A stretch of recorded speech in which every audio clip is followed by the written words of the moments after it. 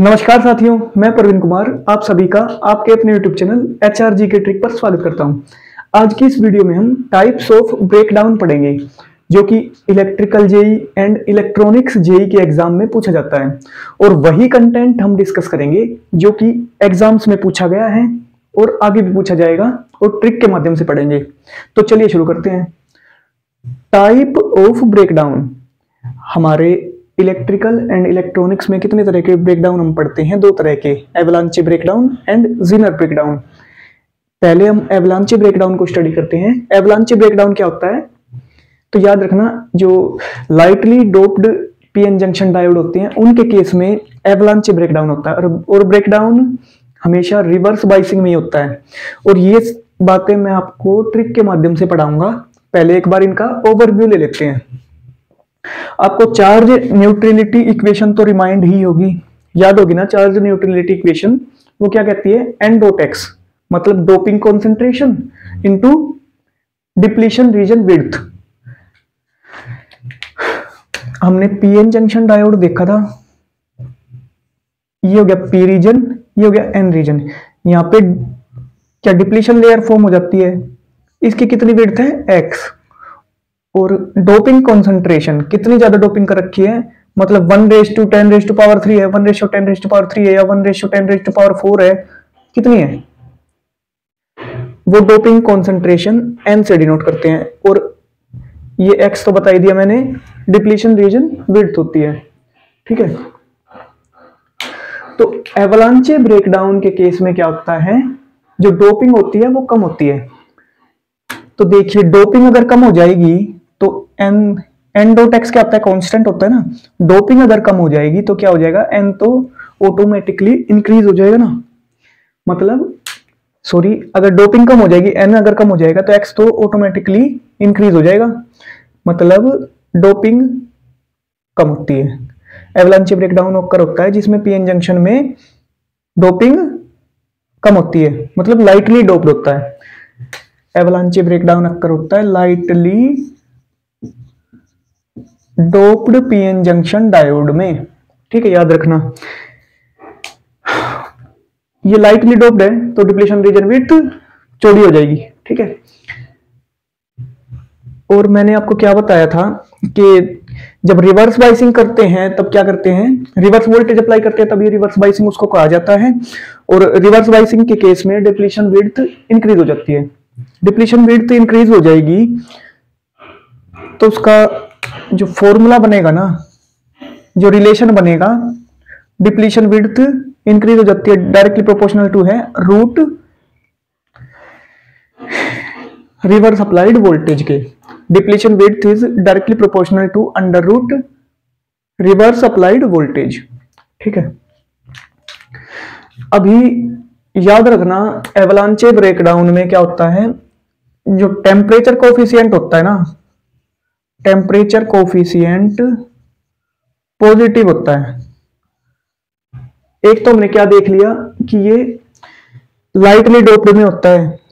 Lightly doped है तो ये चौड़ा हो जाएगा डिप्लीशन रीजन। ठीक है, और इसकी वजह से टेम्परेचर कोफिशिएंट पॉजिटिव होता है इसका। ठीक है, टेम्परेचर कोफिशिएंट पॉजिटिव होने का मतलब क्या है? टेम्परेचर कोफिशिएंट पॉजिटिव होने का मतलब क्या है कि रिवर्स बाइस, मतलब टेम्परेचर इंक्रीज करेंगे तो रिवर्स वोल्टेज भी इंक्रीज होगी। टेम्परेचर इंक्रीज करने से रिवर्स वोल्टेज भी इंक्रीज होगी। ठीक है,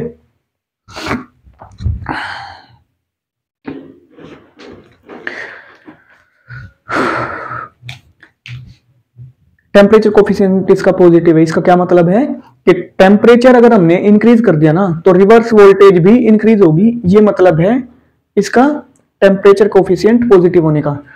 इफ टेम्परेचर इंक्रीजेस,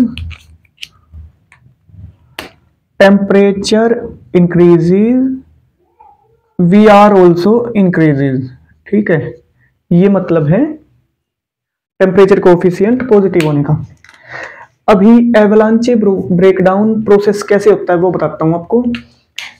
हमने रिवर्स बाइसिंग अप्लाई कर दी, इलेक्ट्रिक फील्ड अप्लाई कर दिया। ठीक है, ईएमएफ अप्लाई किया, उसके बाद क्या होगा? फोर्स क्या होता है? Charge into electric field intensity. ठीक है। इसकी वजह से force minority charge carrier, reverse region में माइनॉरिटी चार्ज कैरियर की वजह से कंडक्शन होता है, जिसकी वजह से current, reverse current heat produce करता है। ठीक है, ये मैंने पढ़ा, ऑलरेडी पढ़ रखा है। Force on minority charge carrier increases. ठीक है, minority charge carrier collide with each other. ठीक है, आपस में टकराव करेंगे, जो माइनॉरिटी चार्ज कैरियर होंगे आपस में टकराव करेंगे और एक फ्लड क्रिएट हो जाएगी, बाढ़ क्रिएट हो जाएगी माइनॉरिटी चार्ज कैरियर इलेक्ट्रॉन और होल की। इलेक्ट्रॉन और होल आपस में कोलाइड करेंगे और उनकी आपस में बाढ़ क्रिएट हो जाएगी करंट की। ठीक है, इसकी वजह से करंट इंक्रीज होगा। करंट, रिवर्स करंट टेम्परेचर बहुत जल्दी बढ़ाता है, तो टेम्परेचर भी इंक्रीज होगा। टेम्परेचर इंक्रीज होने की वजह से क्या हुआ, एटम स्टार्ट वाइब्रेटिंग। ठीक है, मतलब टेम्परेचर इंक्रीज, ये दोनों एक दूसरे के रिलेशन में है कि वाइब्रेशन होगा तब भी टेम्परेचर इंक्रीज होगा। Collision of electron and holes. ठीक है, इलेक्ट्रॉन और होल कोलाइड कर रहे हैं और कोलिजन की वजह से टेम्परेचर बढ़ रहा है, तो कोलिजन का रेट भी बढ़ रहा है। ठीक है, मतलब बहुत जल्दी जल्दी कोलाइड कर रहे हैं, इसकी वजह से रिलैक्सेशन टाइम कम हो जा रहा है। मैंने आपको पढ़ाया था रिलैक्सेशन टाइम, जब हम टेम्परेचर इंक्रीज करते हैं तब क्या होता है, रिलैक्सेशन टाइम डिक्रीज होता है। और इसकी वजह से टेम्परेचर इंक्रीज करने से क्या होता है, ड्रिफ्ट वेलोसिटी डिक्रीज हो जाती है और मोबिलिटी भी डिक्रीज हो जाती है, याद रखना। ठीक है, इसमें बहुत कंफ्यूज होते हैं बच्चे। टेम्परेचर इंक्रीज करने से क्या होता है, ड्रिफ्ट वेलोसिटी भी डिक्रीज होती है और मोबिलिटी भी डिक्रीज होती है। ये मैं आपको ऑलरेडी रिलेशन करवा चुका हूं, फर्स्ट या सेकंड वीडियो में आपको मिलेगा, प्लेलिस्ट चेक कर लेना।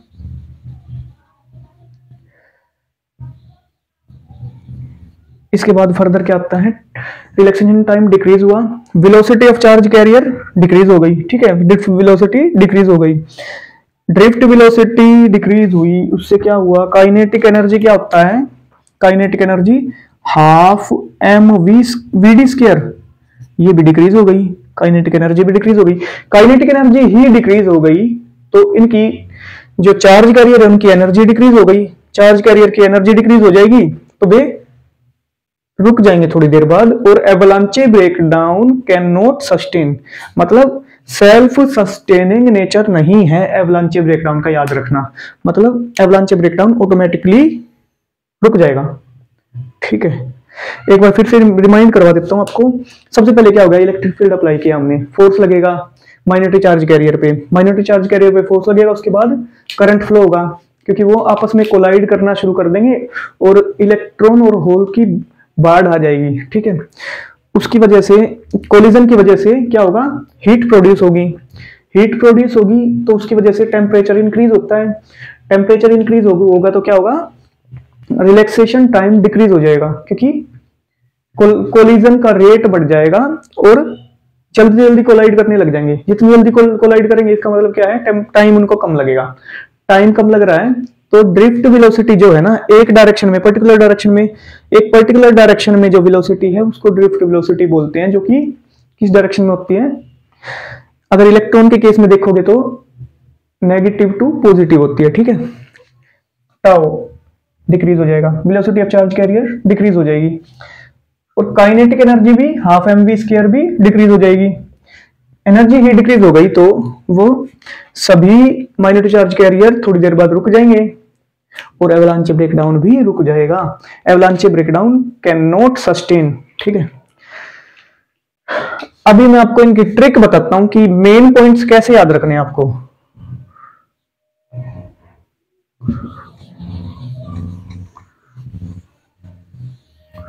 मेन पॉइंट्स याद करने की अभी आपको ट्रिक करवाता हूं मैंने आपको क्या बताया कि एवलांचे ब्रेकडाउन लाइटली डोप्ड में होता है। इसको याद कैसे रखोगे, एवलांचे जैसे मैंने याद रख रखा है वैसे आपको बताता हूं।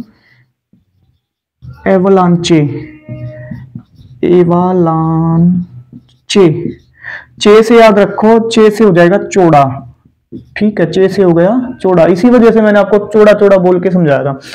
चे से हो गया चौड़ा, मतलब डिप्लीशन विड्थ,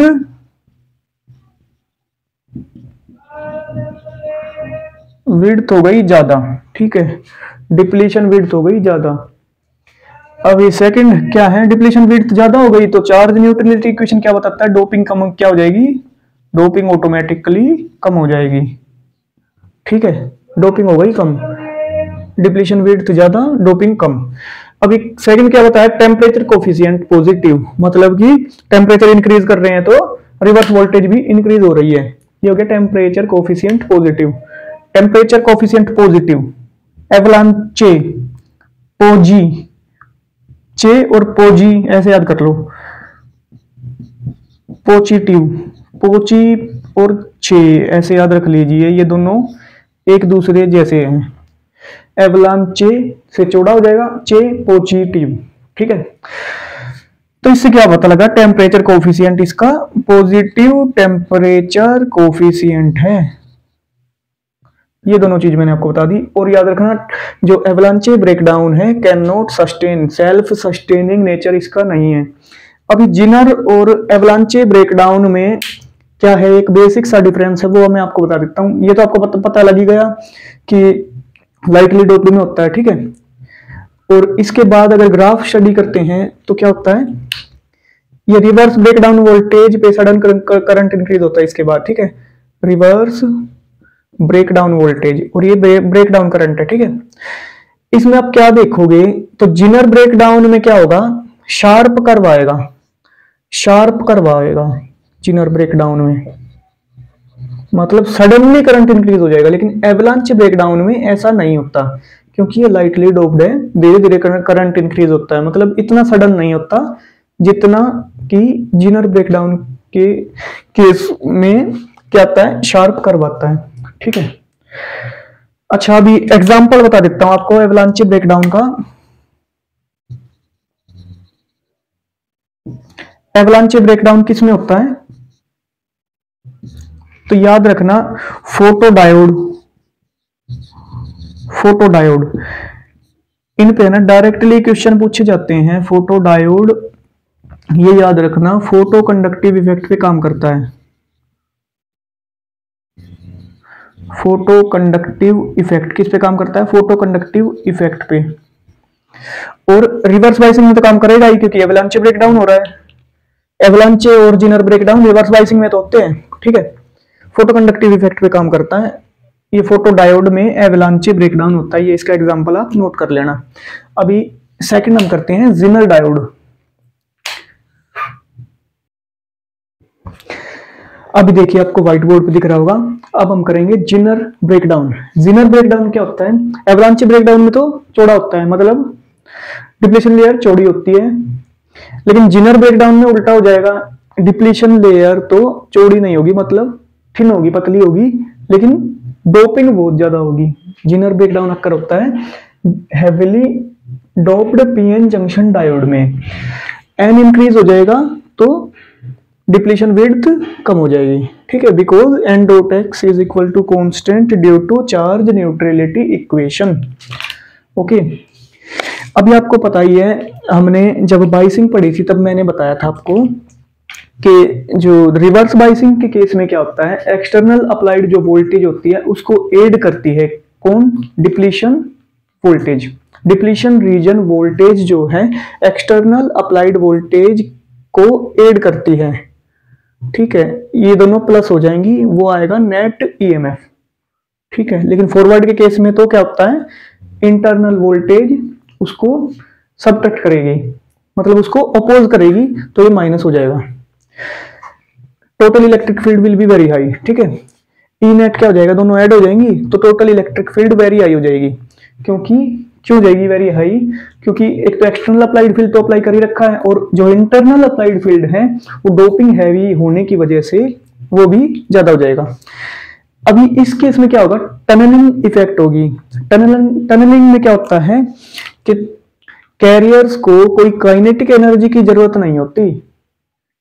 टनलिंग डायोड भी होती है एक, जिसमें एक्सटर्नल फील्ड अप्लाई किए बिना ही करंट फ्लो किया जा सकता है, वो टनलिंग डायोड होती है। ठीक है, और इसमें भी टनलिंग इफेक्ट देखने को मिलता है कि मतलब काइनेटिक एनर्जी की जरूरत नहीं होती, क्योंकि डिप्लीशन लेयर तो बहुत पतली है और डोपिंग बहुत ज्यादा है। तो क्या होगा, थोड़ी सी वोल्टेज अप्लाई करने पर ही क्या हो जाएगा, ये ब्रेक डाउन अक्कर हो जाएगा। Zener break down calm voltage पे होता है इसी वजह से, ठीक है, क्योंकि डोपिंग बहुत ज्यादा है लेकिन जो डिप्लीशन लेयर है वो बहुत पतली होती है। डोपिंग ज्यादा हो जाएगी तो डिप्लीशन लेयर ऑटोमेटिकली पतली हो जाती है। क्यों? क्योंकि due to charge neutrality equation. अभी देखिए large number of charge carrier flows across depletion region due to heavy doping and thin depletion layer. अभी नेक्स्ट क्या होता है, P से N तो क्या जाएंगे, माइनॉरिटी चार्ज कैरियर की वजह से होता है रिवर्स बाइसिंग में current flow. P to N तो क्या जाएंगे, इलेक्ट्रॉन जाएंगे। P रीजन से N रीजन में इलेक्ट्रॉन फ्लो होंगे, ठीक है, और N रीजन से P रीजन में होल्स फ्लो होंगे, ठीक है। एक बात जरूर ध्यान रखना, voltage required for Zener breakdown is less than voltage required for avalanche breakdown. जो जिनर ब्रेकडाउन है वो कम वोल्टेज पे हो जाता है, जबकि एवलांची ब्रेकडाउन नियर बाय 8 वोल्ट पे होता है और जिनर ब्रेकडाउन 5 से 6 वोल्ट पर ही हो जाता है। मैंने अब से पहले आपको जो ग्राफ करवाया था ना, उसमें कंफ्यूज नहीं होना आपको, मैंने सिर्फ समझाने के लिए आपके लिए बनाया था वो ग्राफ। इसको मैं रब कर रहा हूं। एक्चुअल में क्या होता है, वोल्टेज करंट, इधर क्या हो जाएगा रिवर्स करंट और इधर रिवर्स अप्लाइड वोल्टेज। अगर जिनर का केस देखोगे ना तो जिनर वोल्टेज जल्दी ब्रेकडाउन हो जाएगा और शार्प करवाएगा। कैसा करवाएगा, शार्प करवाएगा। एवलांचे थोड़ा दूर जाके होगा और ऐसा करवाएगा, ठीक है। ये जिनर का हो जाएगा, ये एवलांचे का हो जाएगा।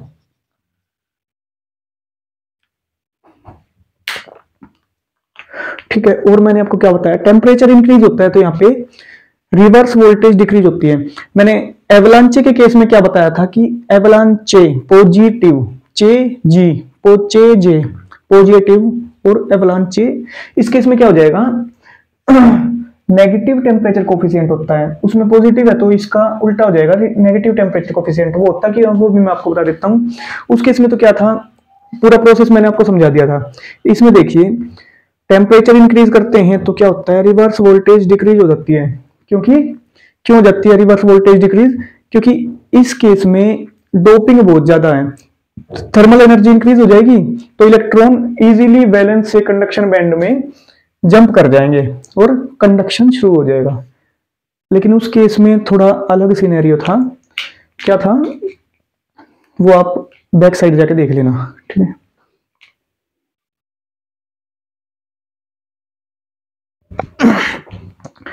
नेक्स्ट देखिए दोस्तों, अब तक हमने क्या पढ़ा है, एवलांचे डायोड में हमने क्या पढ़ा है कि डिप्लीशन विड्थ ज्यादा होती है लेकिन डोपिंग कम होती है। डिप्लीशन विड्थ ज्यादा मतलब चौड़ी, चे चौड़ी, ठीक है। ऐसे ही पोजी एवलांचे टेम्परेचर कोफिशिएंट पॉजिटिव हो गया। मैंने क्या बताया, इसमें डोपिंग कम होती है, इसकी वजह से क्या होता है ब्रेकडाउन 8 वोल्ट से ज्यादा वोल्ट पे होता है, ठीक है, और इसका यूज किया जाता है फोटो डायोड में।